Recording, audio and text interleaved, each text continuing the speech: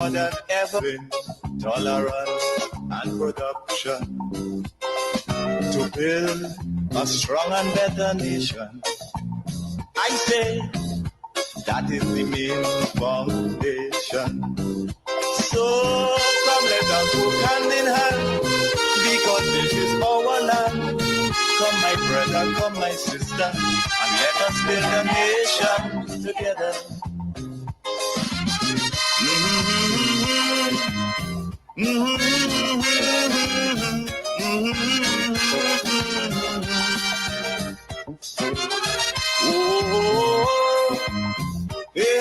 Come, my brother, come, my sister, and let us build a nation together. That's the message.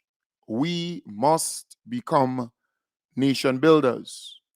This is our home, this place where we reside, where we live. Our children, our children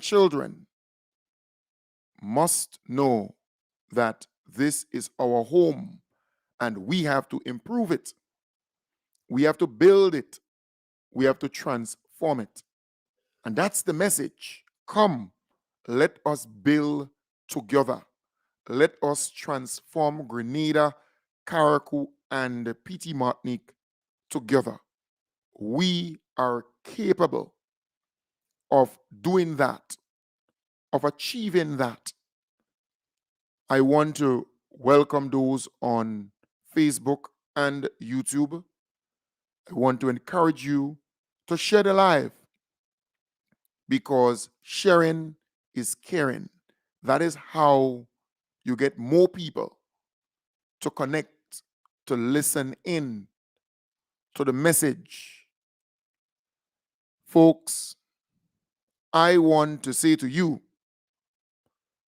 the budget was presented by the Honorable Dennis Cornwall, Minister of Finance, and the opposition was not prepared to debate, to give a proper rebuttal to that presentation.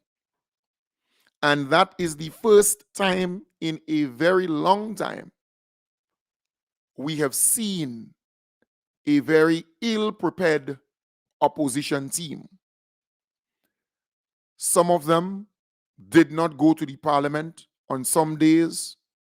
Some went to the parliament and stated clearly that they were not prepared to speak. And they wanted another hour to prepare, or the colleague is on the way and the colleague is late.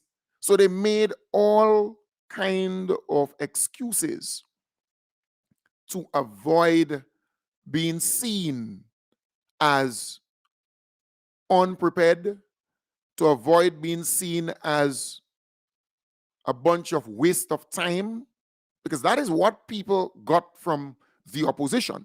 They saw them as not prepared to do anything. Because when you cloud your mind with only criticism, the NNP is good at criticizing. The NNP is good at attacking. The NNP is good at breaking down, tearing up. The NNP is good at confusion making.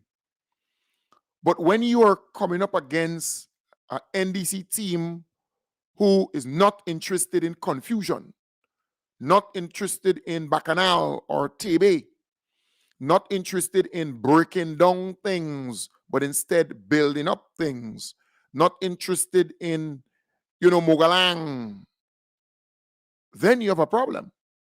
So you're actually alone. And you become, irrelevant, but also ill-prepared to deal with that team. What the NDC did was lay out what they intend to do for the entire year 2024 to improve the lives of our people, to improve the living standard and condition of our people. So they were not interested in old talk, in brango, in comic relief, or theater performance. They were there to do the people's business. The NNP was not prepared to deal with that. That is why they did not show up on some days. That is why they were late on some days. That is why when they were asked to speak, they said, look, I am not ready. I am not prepared. Because to really come up against a budget that is focused on people's development, that is focused on transforming Grenada, on moving Grenada forward, you have to at least applaud the government on many, many, many, many things. And the NNP is not prepared to do so. So they might say, I like that, but they will criticize it. So they're not prepared to acknowledge the good things that came out of the budget. Do you know that the NDC in the last 15 to 16 months, the same NDC that the NNP said can't manage, they're inexperienced, they cannot govern. That is what the NNP told the Grenadian people, right? The same NDC, they accused of all of that, was able to unlock 612 million EC from international bodies, from different sources, where you had concessionary loans like the Saudi Development Fund loan of 100 million US at 1.5% interest, the best in all the loans given to the islands within our region, the Caribbean. The best deal, the best interest rate, the lowest, in fact, in all of them. And we got more money than many of those islands from the Saudi Development Fund. Sources like the UK SIFT, where we were able to get back almost 70 or 80 million EC. And we can go on and on and on. So we were able, as a government, and when I say we, I am including the people, because government is about people, the people. We were able to unlock and get $612 million to do projects and programs and initiatives.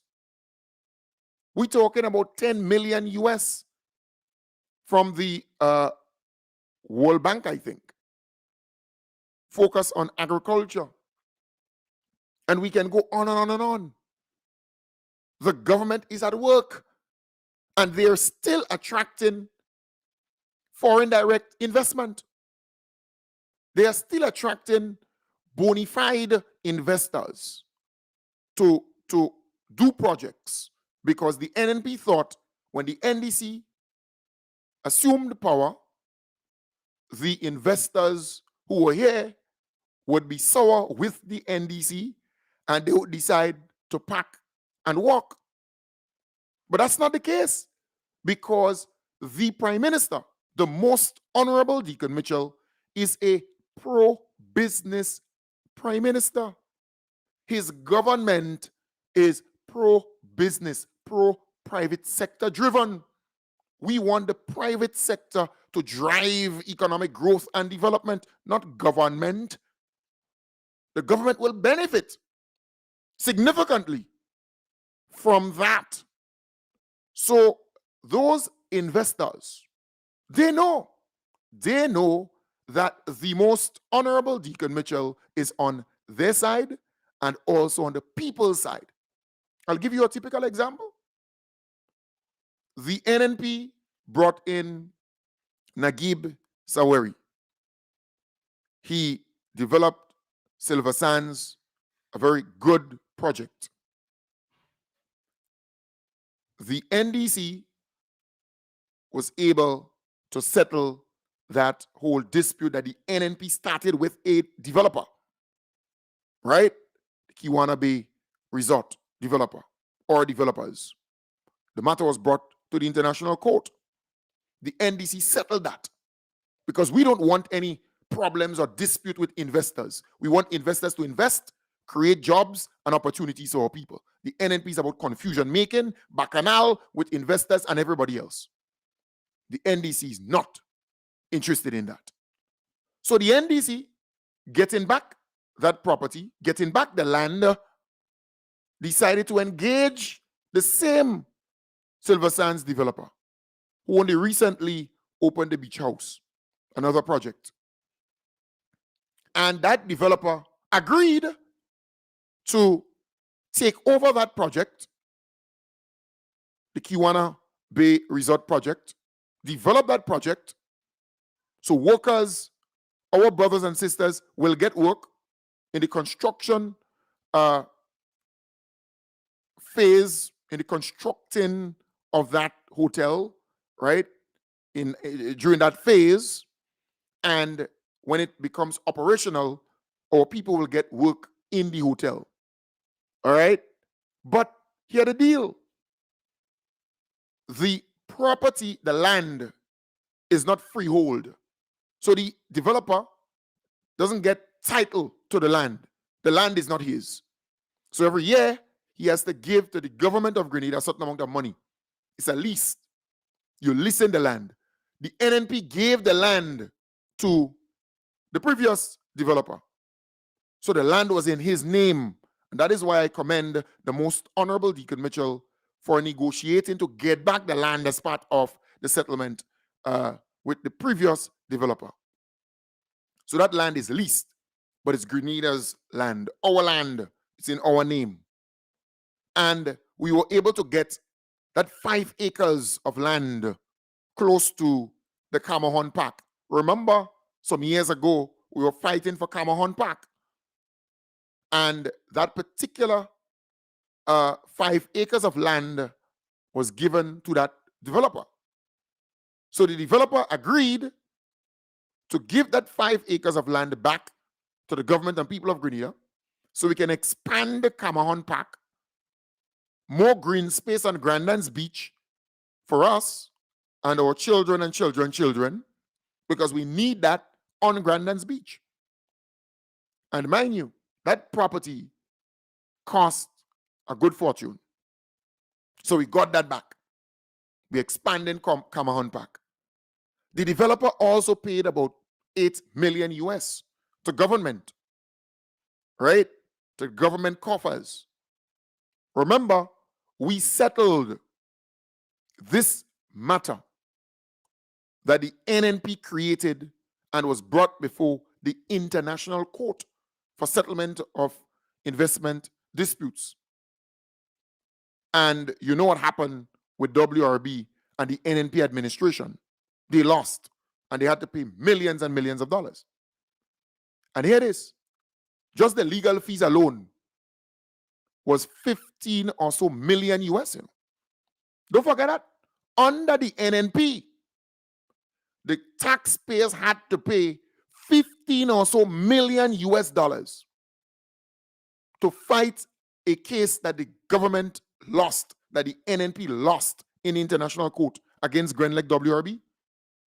So the NDC, with that knowledge, decided, no, we are not going to fight any developer or any investor. We're going to settle this dispute because the NNP wanted NDC to fight this matter in court like they were actually doing and lose. And then they would come wrong and blame the NDC and say, well, if we were there, we would have won the case. But they lost to WRB. So it's a trick. Even if you do, they would blame you. You ain't do, they will blame you. So what you have to do, just continue doing what you have to do. All right? So here it is. 22 million US we settled that thing for. We got back the land, we got back the property. So we got the property and we got back the land in our name. And we avoided all the legal costs for government and for the developer. We avoided all of that and all the anti-investor sentiment that were out there, right? About Grenada and so on. And we saved the citizenship by investment program. Because if we had continued with that, other investors would be somewhat concerned, right? But here it is, 22 million US. We got more than that in this particular deal. Yes, the piece of land on Grandans Beach that is adjacent to Camahon Park, we got that. The land where the Kiwana Bay Resort sits, we got that back. In our name, plus we got 8 million US. And here it is. The developer will now restart the construction of that particular hotel, thereby creating jobs for our citizens. And when it becomes operational, more jobs. That is a government who understands the need to create an environment that is good for the developer, good for the investor, and good for the people of Grenada, Carriacou, and PT Motley. This is common sense. You don't have to be a rocket scientist to understand what the government is doing here. So what we have done is to create an environment that is good for everybody. Everybody. That is why the Six Senses developer is so high in praise when it comes to this government. That is why Naguib Sawiris is so high in praise to this government. That is why other investors are coming on board to invest in this country. And while some people are saying, well, we have to thank the previous administration, but here it is. Government is a continuum. The NDC could have come and just, do things differently, and then you had problems. But no, they're smart enough not to disrupt the flow. And that is very important. So NDC has done a lot within the last 15, 16, 17 months. That is why the NNP was ill-prepared to debate. That is why they came as though they don't know what they were about. The NNP just couldn't handle the fact that the NDC was able to develop, to achieve, to project good stuff for our people. And we have to face the fact, they accused NDC of being young and inexperienced and can't manage. But look at the kind of management we are seeing. The International Monetary Fund came here as an independent arbiter, as an outsider coming in and assess the health of our economy. And they stated categorically, unequivocally, that the economy is in a very healthy state. Very healthy. They projected growth for economy, 5.5% this year. Next year, some 3.9 or so percent. They say the economy is growing, things are happening, and we are happy about it. Unemployment has fallen from 28.4% to 11.9%. In fact, contractors, firms, business places, they have ads like crazy out there. They want workers, and they can't find them. They want more and more workers. But you see, the NNP always believes it's the government to create employment. No, the NDC's philosophy is different. The economy must be driven by the private sector. They must create the jobs. And that would help our country, and it will help government, central government, in terms of collecting the revenues and the taxes and so on as we move forward. So the NDC did a very good job in the last 15, 16, 17 months. and they continue to excel. They continue to focus on people. I told a friend, the NDC is operating with a plan. They're not whooping. Check it out. They gave public officers their pension and their gratuity. They know the ripple effect that would have on the economy and on those individuals who receive their money. That is not by guess. That is not by accident. If you were out there in the rain protesting, fighting for your money, NNP refused. NNP refused to give public officers who retired their money, the money that was rightfully theirs. When the public officers got their money, the NNP expected them to just go and spend it like some spendthrift. But they were good managers. So now they see these public officers spending their money to do repairs, spending their money to expand their little business, spending their money to create jobs. That same $75.1 million, it's now circulating in our economy. The NNP refused to give these people their money that was rightfully theirs. They protest, they march, and that is why I get very angry when I hear certain union, man or woman, opening their trap, opening their mouth to condemn this government, because they must know that the NNP had them under real pressure. They couldn't get their money. The people who served this country, retired 5, 6, 7 years, they never got their money under NNP. And not only did NDC pay these people their money, their retroactive pension and gratuity, the NDC continues to pay them their money, their pension every single month. So while the NNP is there complaining, grinding, and groaning, the NDC doing the thing. They're getting the job done. But not only that, the NDC gave the TAMCC workers, because remember they were protesting in the sun, beating drums and blowing vuvuzelas under the NNP, asking the NNP to pay them their money. The NNP again refused to pay them their money. NDC came in and paid them $22.5 million. And again, that money is circulating within the economy because the NDC understands the ripple effect of giving that money to public officers. They're going to spend it right here back in the economy, creating jobs within our communities. That is very significant. That is why I say to a friend, again, we have economists within this administration who understands how money works. When you keep money in the hands, when you give money to working people and you make sure that they have it, it will spend, it will circulate. So these people are happy. They are extremely happy. When the NDC gave the $1.2 million in dock salaries to teachers, NNP take their people money from them, Lest you forget that NNP took the people money from them around Christmas time, to spite them, to hurt them.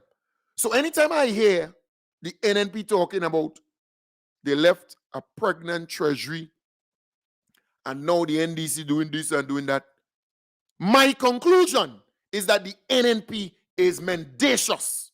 The NNP is wicked. Because if you know you have money there that you can spend, right? If you know that you have a pregnant treasury and you refuse to pay them people their pension and their gratuity, you refuse to pay them people their money in TAMCC and so on, you refuse to give the money to, the money that came in for COVID, what that NDC actually injected in the economy, says program, and I'll talk about that in a while.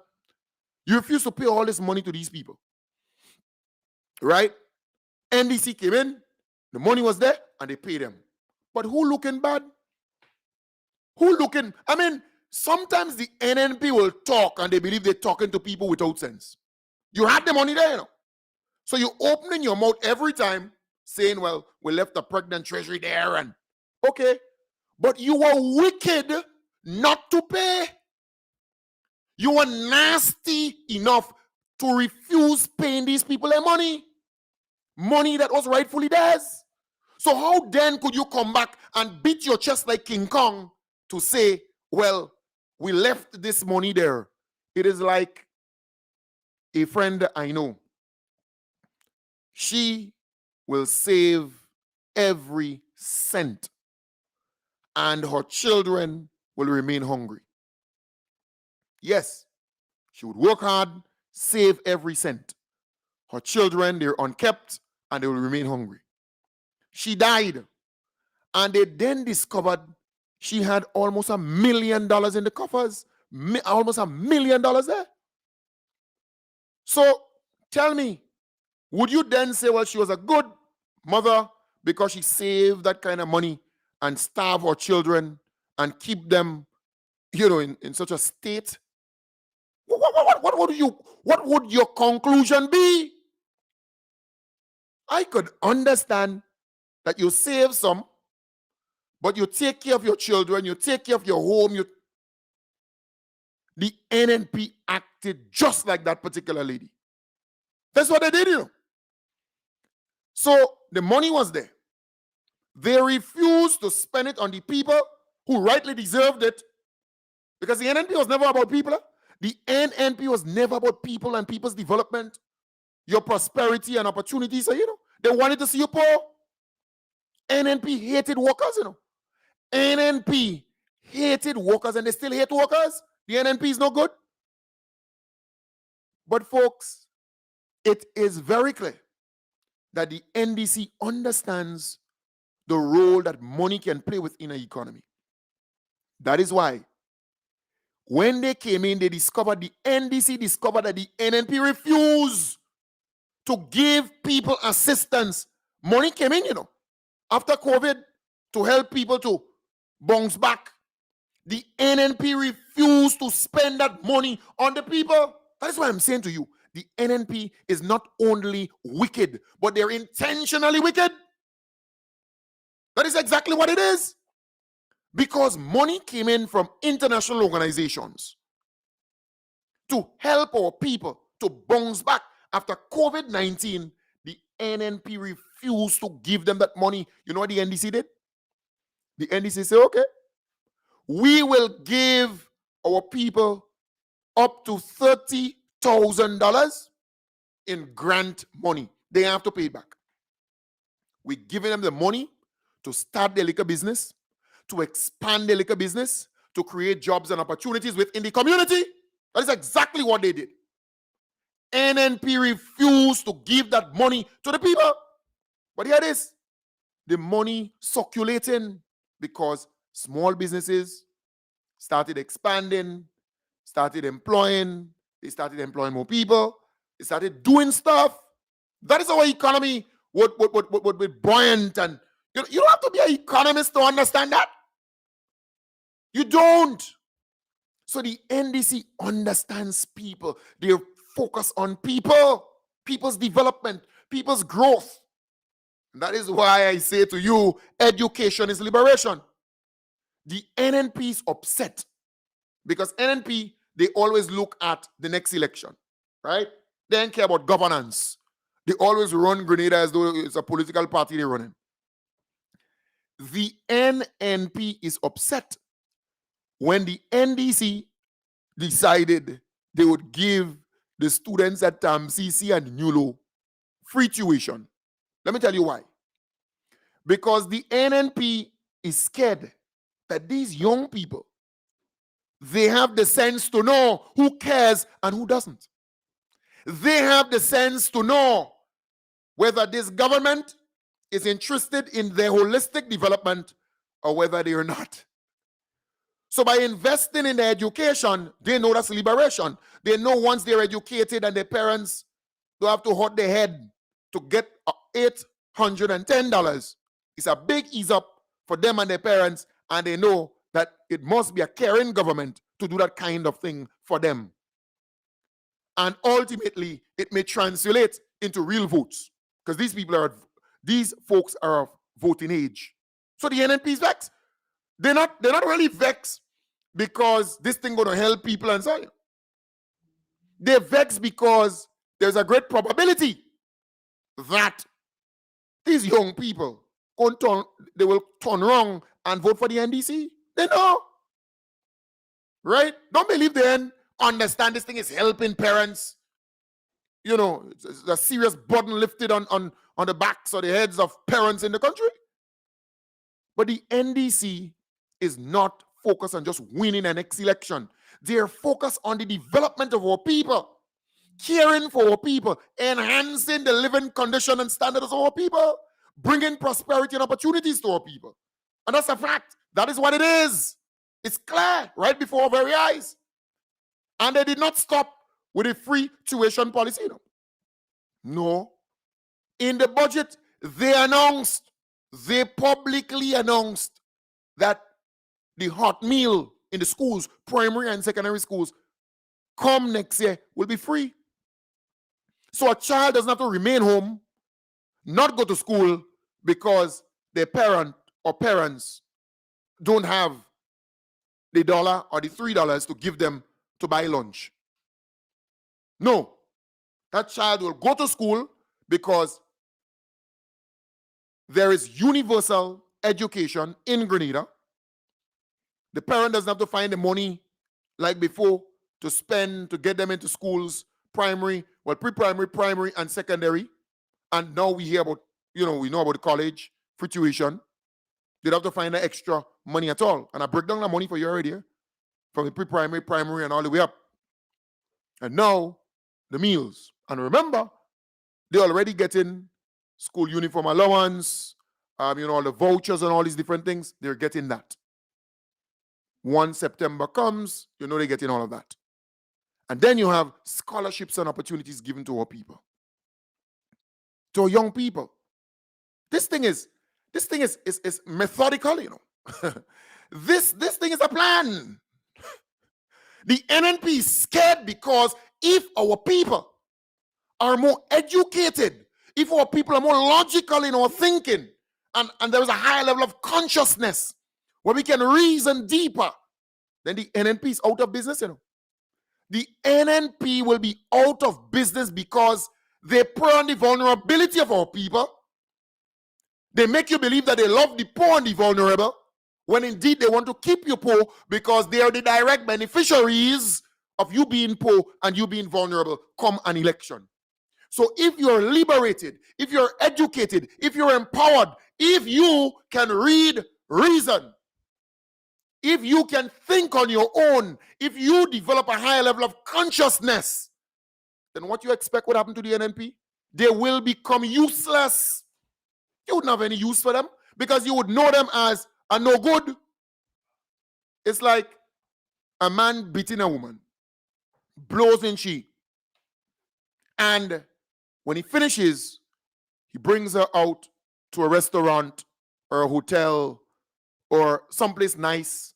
They eat something, he embraces her, he kisses her, he purchases nice lingerie, and create this facade, create this kind of false image, right?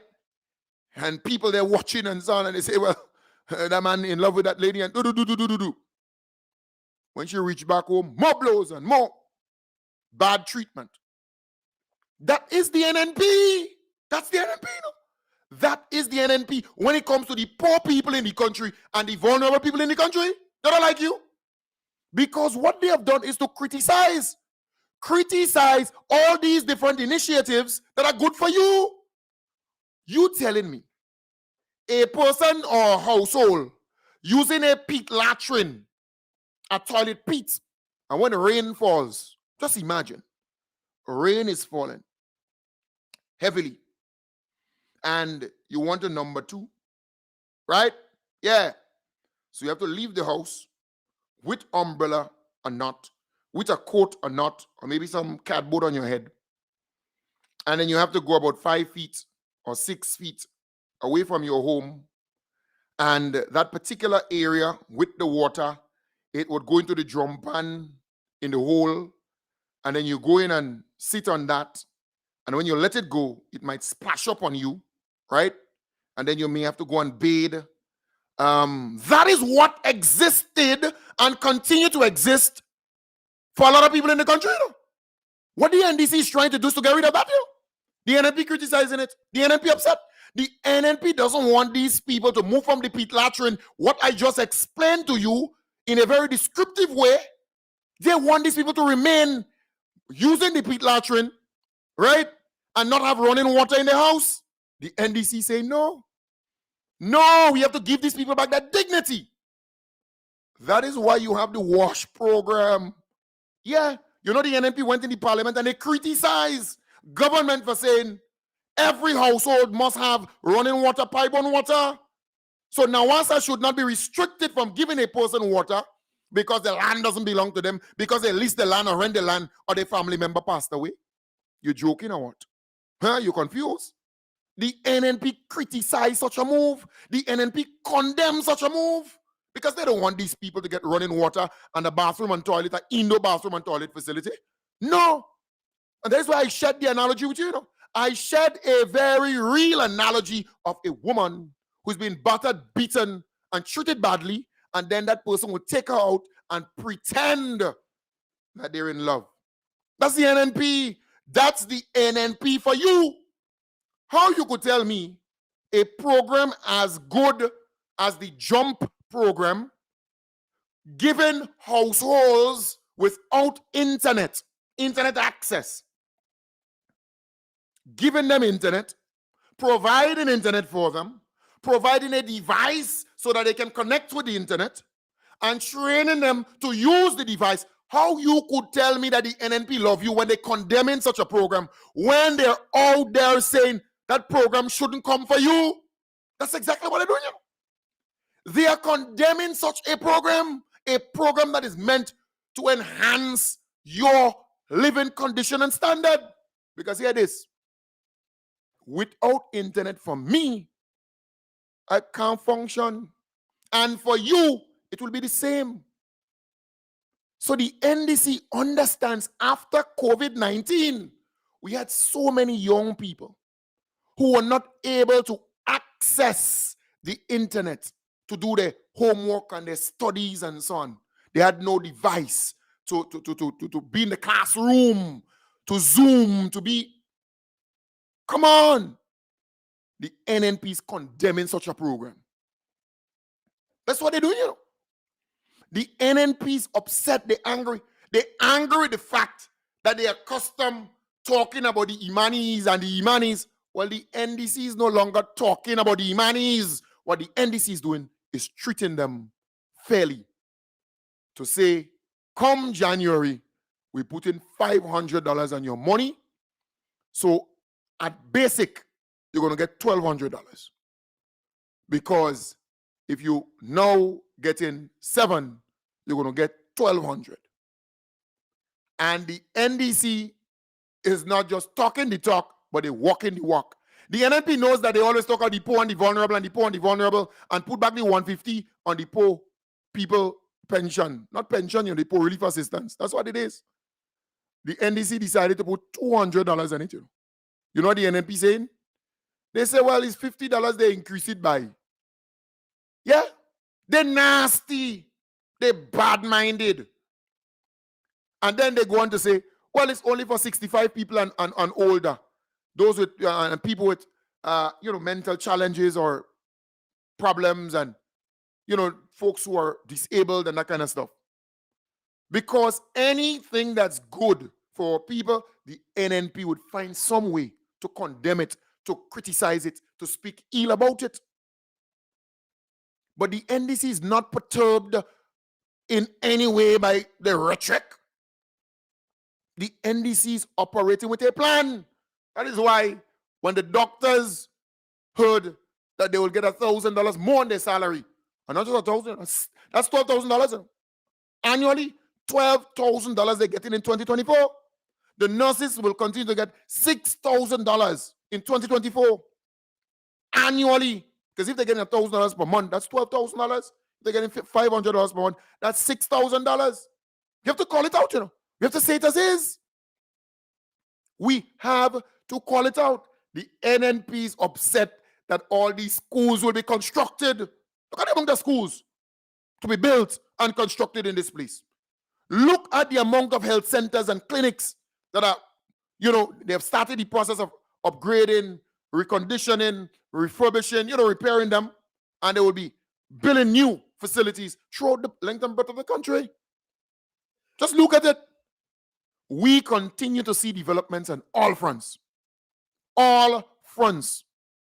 So I am saying to my people, all you need to do is to, I wonder who calling me there, boy. That person can't be real. Hello.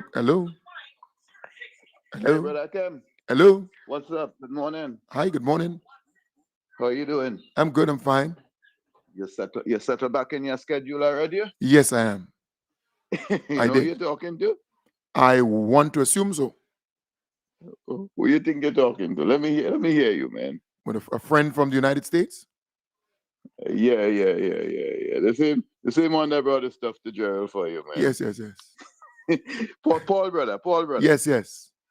How are you doing? Tell Everything me, good otherwise? I know you have a close thing with Ron. Just remind Ron of that thing for that elder gentleman in La Modena. That's on my mind. All right. I'll do that for you. Okay? I'll do that for you. I would text you the gentleman name and number. All like right. I say, he 98. He has some issues in terms of some street lighting since the last people was in power. Right. So I'll look into it for you. So yeah, since the NNP was in power. Look into that for me. That would make that would make that man just him going to that man would make that man lift 110. Right now he's 98, living on his own. All right. All right. I'll do that. But we gonna link. Plenty love. I was just watching that piece with you and Junior there, and so are they cracking up. All right. All right. Take good care. All right. Take care. Great. Bless. Thank you very much. Right. So that's a friend that I met out there in the United States. Yeah, that's Paul's brother. We had a wonderful time. I met great many people out there. It's just love. So folks, to be continued, because we have to highlight all of these many initiatives. You have young drivers, right? They will be able to drive heavy equipment after a number of years driving. There are people who want to just, upgrade instead of going back and do all these exams and so on. They're already driving. So they're going to upgrade after a certain amount of years on the road. That's good for people. The passport, you get a visa from the United States, 10 years. Canada and so on, 10 years, or they give you based on your passport, the amount of years you have on it. Hello, our passport is for 5 years. We're changing that, right? You'll be able to get your birth certificate, your passports and so on online. Now for now, within no time. And there are so many other good things in there for our people. So many other good things. And we have to, I told the NDC, just do a 1 page or 2 pages detailing all the good things in there, the many good things in there for our people. Summarize it because people don't have time to go and listen to all this debate and, read the 620 pages of whatever, the whole budget document. You're not interested in that. 1 pager. Let people understand. This government cares about you. This government continues to do a lot for people throughout the country, in agriculture, in health, in education, in housing. We can go on and on and on. Project 500. There are people already overseas and here in Grenada asking, well, how can I apply? How can I get the form? How can I want a home. I want them to build something for me and I can pay back for it. And so people are serious about moving forward, upward mobility. That is what you want. That is exactly what you want in our country. All right, so we're going to continue on that. I want to say to the folks who ask me to keep tickets for them, if you ask me to keep tickets for you, I kept it. So it's important that you reach out to me so you can pay for the tickets. All right, the date for paying for the tickets, that's passed. All right, so it passed already. It was the last day in November. We're in December. So I want to urge you, if you have not yet paid for your ticket, and I have it for you, even if I gave you the ticket already, and you have not paid me yet, pay for it. If you refuse to do so, then what I will do, I will cancel your ticket, even if I gave you already, so you do not have access to the event. I'll cancel it. And you know me, I'm a very firm, straightforward person. And those that I'm holding for folks, I will sell it. I will put it up and say, well, we have this amount of tickets, available. All right? So do that soonest.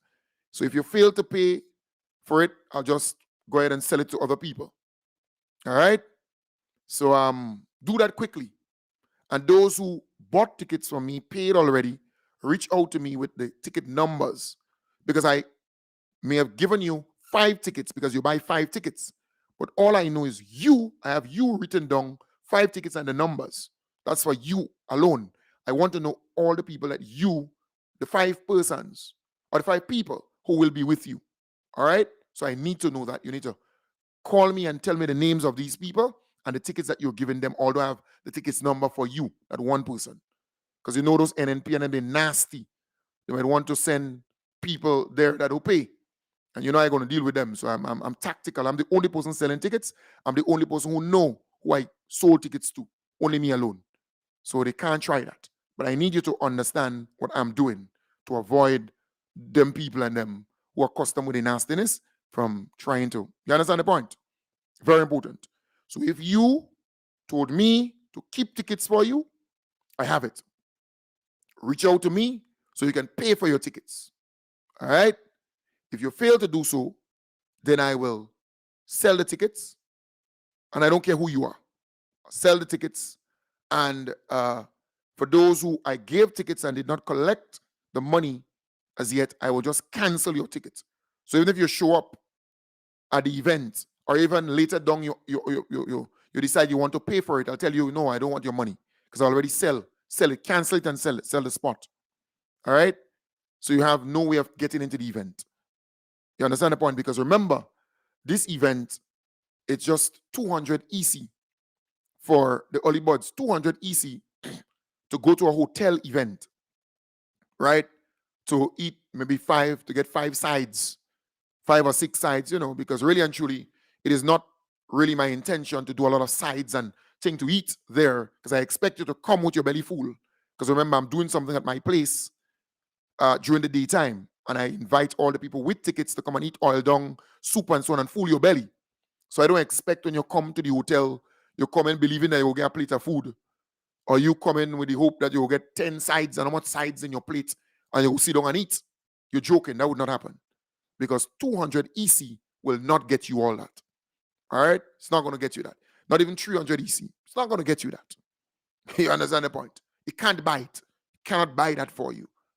So the hotel, to get to the hotel to an event with the entertainment, Donald Best coming from Boston with the violin, Lyndon Langdon with the saxophone, Solid the band entertaining us, Marcus Smith with the pan, the 2 DJs and so on. That alone, just the entertainment aspect of it, is almost $13,000. Just the entertainment. To get access to the building, just the building itself, is almost $10,000. And then when you look at drinks would be about $20,000. In fact, I would have more drinks than this side stupidness. That is why I want you to come at my place. You eat your oil dung, you full up your belly, you drink your soup, you eat your oil dung, and you're good. In fact, I would prefer to even cancel this side thing, and you come in my house, come here, drink and eat your belly. In fact, if I get more of the people who purchase tickets, right, saying to me, Kem Jones, boy, forget about this whole side thing. Because the sides, you're looking at, let's say, for example, meatballs with in barbecue sauce, spicy chicken wings, beef kebab, jerk pork mini, baby back ribs, like a ham and pineapple, roll up, right? Bacon wrap with plantain and right. That's what you're looking at in your little saucer. So if more of the people who purchase tickets say to me, Kem Jones, boy, don't worry about that, forget about that. Don't go and pay $8,000 and $7,000 towards that thing. Utilize the money and focus on the oil dung, focus on the soup, do an extra 2 or 3 meals. We will come by you during the day. We go eat with belly full. We go buy a drink or 2 here. We go have a nice time. And then in the night, just organize drinks for us. As much drinks as possible. Wine, Campari, rum, beers, da-da-da-da-da-da. spend at $15,000 on drinks or $18,000 on drinks. Focus on that, right? Because on top of all these finger foods and the drinks, you still have to pay service charge and all kind of tax and all kind of charges and so on. I'm saying to you, if the majority of people say to me, Kim, don't worry about that stupidness. Who buy the tickets? I just canceling this finger foods aspect of things. So I don't need to go with that, right? So this week, between this week and next week, I have to sign up and I have to pay for that the food and the drinks because the hotel is responsible for providing that. You understand the point? So if you let me know this thing, I just canceling that stupidness because really and truly, this thing about food and this little finger foods thing, waste of time. Waste of time. I know what I'm talking about. Because remember, you're going to a reception, it's a cocktail reception and entertainment. So you're not going to be seated at some chair, dining and so on. You're going around a table, around a cocktail table or 2 cocktail tables or so. You're there, you and your friends and your colleagues interacting, chatting, drinking wine, drinking rum, and then you get entertainment, you're shaking a leg, you're whining low, you're juking, you're salsa, you're merengue, whatever, you're dancing in the hall. That's what it is, huh? You dance up with your fancy, you put on your fancy dandan and so on. And that's what it is. You don't come in to sit down and dine and you do that. That is not a dinner. It's a cocktail reception.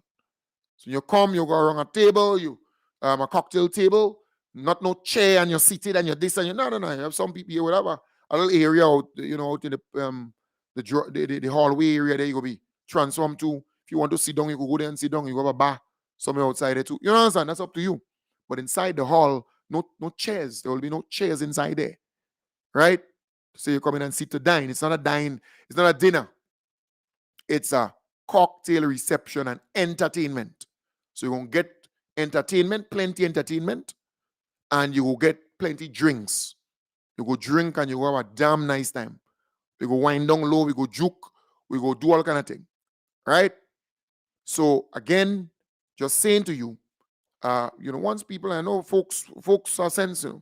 Once they send me messages, hey man, cancel that whole thing about finger foods and all this stupidness, because that's what you're going to be getting, really, that kind of thing there, right? If they say that, I'll focus on enhancing what I have here at home during the daytime. And then when you come to the event, all you get is drinks and entertainment. Because I know most people, when they come to the event, them women and them, you think they want to come and eating and let their belly big in front of them and buff. You won't be able to dance and wine and juke and do your thing, right? So again, just, let you know how I do it. It's very frank and straightforward. People say, well, okay, they want that, I'll leave it, right?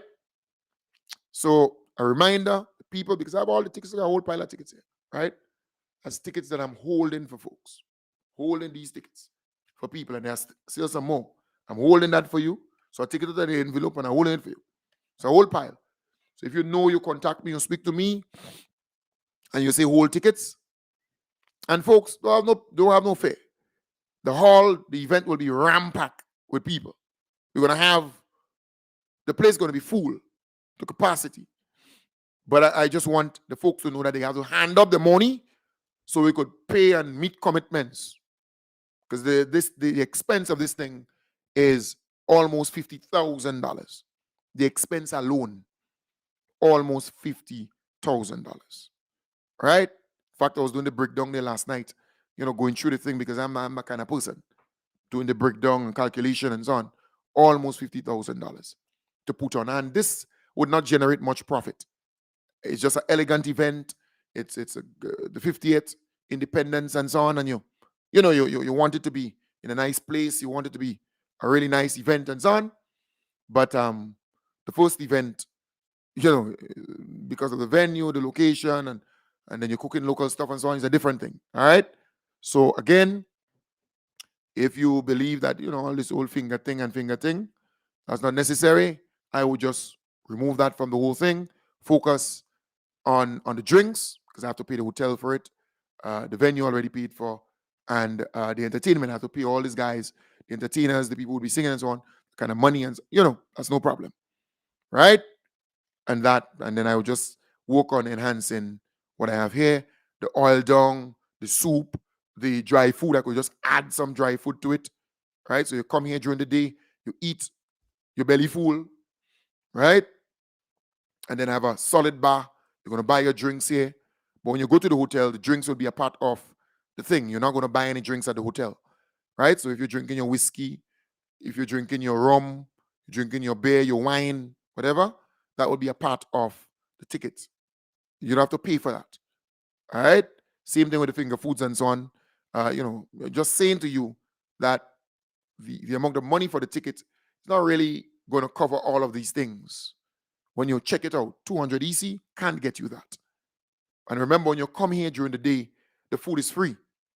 Free, the oil dung is free, and all these different things are free, but it has to be paid for to get it done. You see? So it's a give and take.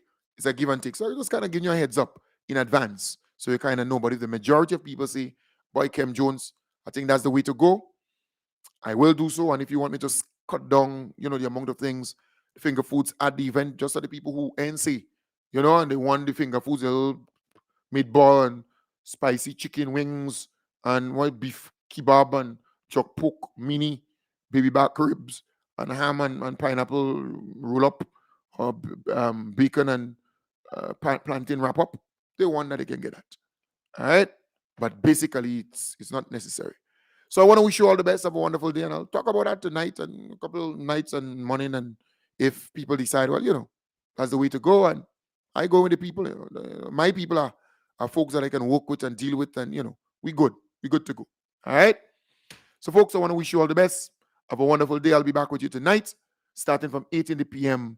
And I have been featuring some of the speakers from the government side who presented at the parliament, some of the ministers of government and so on, because they are not being featured on mainstream media. So I featured the Most Honorable Deacon Mitchell already. I featured the Honorable Dennis Cornwall. I featured the Honorable Tevin Andrews. I featured the Honorable Andy Williams. I have to feature the Honorable Delma Thomas, the Honorable Ron Redhead, the Honorable Philip Tellisford, the Honorable Joseph Andel, the Honorable, who again I'm missing? Lennox Andrews. Am I missing anybody? The Honorable Kieran James. The Honorable Kieran James. So I did I miss out anybody? I don't think so. But all of them, I'll be featuring all of them. Did I miss out anybody? Karaku, St. Patrick East, St. Patrick West, St. John, South St. George, St. David, St. George Northeast, St. George Southeast, and St. Andrew, Lennox Andrews. Is this St. Andrews Southwest? You have Northwest, Southwest, Southeast. I think one of them. Anyways, I think I covered everybody. So I want to feature all of them, more so in the night programs. There are more people viewing, more people listening. I want to feature them some more. All right? So that's the whole strategy. So, folks, take good care. Bye for now. Bye for now. Let's wrap it up at this point in time. All right? Let's wrap